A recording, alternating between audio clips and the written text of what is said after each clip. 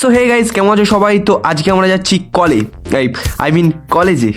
তো আমি আর আমার এক পুরনো বন্ধু বেরিয়ে পড়লাম কলেজের উদ্দেশ্যে। প্রাকৃতিক দৃশ্য দেখতে দেখতে প্রায় 7 সমুদ্র 13 নদী পার করে চলে এলাম আমরা মগরাটে। মগরা স্টেশন থেকে আবার 5000 কিলোমিটার হেঁটে হেঁটে হেঁটে হেঁটে চলে এলাম আমরা কলেজে। আর আজকে যেহেতু আমাদের কলেজে এনরোলমেন্ট আছে, তো তাই জন্য যাবতীয় ডকুমেন্ট জেরক্স করে আমরা কলেজে প্রবেশ করি।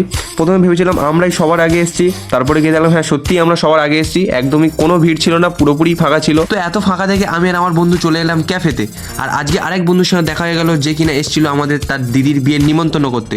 আর আমি মনে মনে ভীষণ খুশি হচ্ছিলাম, কারণ অনেকদিন পর কিছু ভালো মন্দ খেতে পারবো। তারপর সে পরিষ্কার জানিয়ে দিল যে বিয়ে বাড়িতে গিফট ছাড়া ঢোকা নিষেধ।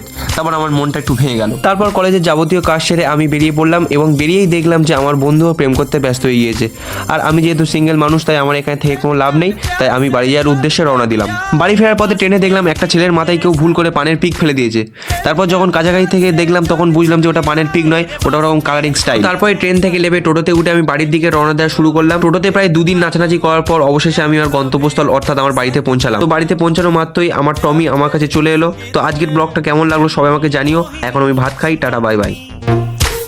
प्यार के संगीत में मोहिनी सुरागनी।